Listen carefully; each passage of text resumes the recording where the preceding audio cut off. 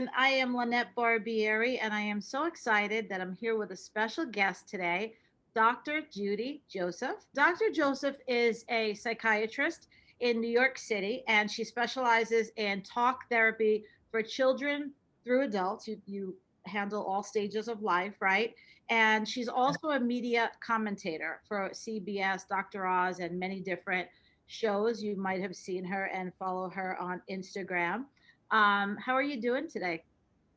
I'm great, thank you. I'm happy to be here. I'm glad that we got this time to meet. I know I had sent you some messages over the years on Instagram, which is a really great place to meet people. And I'm glad that I was a little persistent and I got the chance to talk to you this morning. So, I was reading one of your posts recently, and you collaborated with a colleague and you are doing a mentorship program together, and it's called More Black Doctors. That's So right. could you just tell us a little bit about that?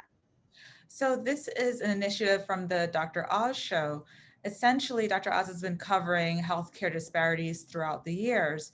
And we know that in communities of color, specifically Black communities, there are healthcare disparities that lead to, especially during the pandemic, higher death rates, higher rates of infection. And as a part of the solution, more Black doctors was formed. So Dr. Oz is calling for more allyship, more sponsorship within the Black community, and also supporting aspiring doctors. And what you're referring to is a speaker series. So a colleague and I got together, Dr. Alfie Breland Noble, and we're both mental health experts who were talking about how to take care of your wellness as a Black physician, because we have to care for our communities. And so we have to take care of our wellness first. And really, this initiative is so important because we know that there are various barriers in place along the way for people of color. And hopefully we can do some more within the Black community, such as providing scholarships, mentorships, and so forth through this initiative. That sounds great. So when does a physician know that they should look for a mentor, and what do they do? So I think that looking for mentorships and looking for sponsorships early in your career helps a long way. And here's why. If you see someone who looks like you, who is making progress, who has been there, done that, who has overcome obstacles, it really does something for you in terms of motivating you that you can also achieve those goals. And we talked about the difference between a mentor. So a mentor is someone that you look up to, who guides you, who gives you advice, versus a sponsor who actually creates opportunities for you, who literally reaches down and pulls you up. And so, that's a huge difference when you have someone who not only looks out to guide you, but also to provide opportunities for you. That goes a long way. They may create a role for you. They may, put in a word for you to get a position. They're typically someone in a position of power. And I mentioned, reaching down and pulling you up. They're actually doing things to get you ahead. And I think I mentioned before that throughout my career, I had a lot of mentors. And it was only when I went to Duke, I had an undergraduate professor who was a neurosurgeon, a Black neurosurgeon, who created opportunities for me. He allowed me to work on his research protocols to get published and so forth. So that's the difference. You can look up to someone and then someone can actually, help you along the way by creating opportunities for you. I remember starting my career many years ago in finance. There was a lot more men than women, and I chose women mentors because they could relate to me. They had children, they had families, and I just think it's so important all through your life that you have mentors in different times of your life. So I know that you just mentioned having someone like you that they could connect with. So you had recently posted something about that having more Black doctors to reach out to your own community is important because it is important for people to feel like they could go and see somebody that looks like them, that they could relate to. So could you tell me a little bit about what you meant? Yeah, I went to Duke, Columbia, a lot of top schools, and a lot of times I felt like I was, one of the few.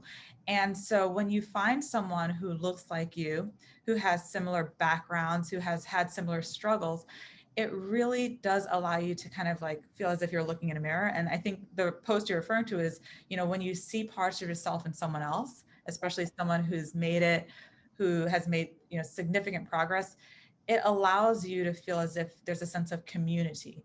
Not that, you don't find community with people of different backgrounds. However, it's important when you are, part of a smaller group that, doesn't, historically have positions of power. It's so helpful when you find someone who has a similar background to really reflect and use that person's story as an inspiration. And then, you're inspiring that person as well. So that was the mirror, theme that I was referring to. I think that's very important. It makes people feel comfortable, relatable, and especially in mental health, somebody is really scared, they're afraid, So I think it's important that they find somebody that they can feel comfortable with, that they can talk to. So where are you taking that series? Are you continuing that mentorship series now? Are there more? So that is really a part of the More Black Doctors initiative. So people can find out more about that on the Dr. Oz website, or they can email moreblackdoctors@zoco.com and learn about how they can become involved. A lot of times, young physicians will reach out to me over Instagram at Dr. Judith Joseph on my Instagram and say, how can I be a part of this? A lot of doctors will ask, how can I be a part of it? It's really important that it's a growing community, and it's more about feeling as if you belong. Right. Feeling as if you belong goes a long way when you feel like you're alone. Right. That is key. That's so important. So where do you see yourself this year with COVID and everything happening? I'm sure that you're busier than ever because mental health is a problem in every community. But where do you see yourself like within your community now with COVID, where everyone is at, and what are you moving towards? I think with all that's happened, my role is to really bring awareness with regards to mental health issues in my community. And a lot of times it's taboo to talk about these things. I think that with the year that we've had, people are starting to become more comfortable talking about their emotional struggles, their pain. And I think that we're in a really unique place in terms of mental health care in the Black community where people are willing to have open discussions. There's, to destigmatize certain things that, years ago people really didn't talk about. And it's really helpful to have platforms like this one where we are not talking about something as if it's an illness, it's a health issue, because we all have physical health and we all have mental health, right? And we have to take care of both. And so, platforms like this are so important, in terms of destigmatizing mental health issues and talking about it. I agree. So where can people find you? Instagram, Dr. Judith Joseph, and you could always follow me and comment and give me feedback. I love to hear from my audience because it really helps me to have that window into what are people thinking about, what do they have questions about. Really, we wanted to destigmatize mental health issues and talk about it and create a safe space. I wanted to end on that, but I have one other question. One of the things that you had written about was you wanted to destigmatize the mental health perception that it's only for rich people or privileged people. It should be for everyone. Yeah. And so, how are you working to get that across? I think that if we talk about mental health as if it is, everyone has mental health, right?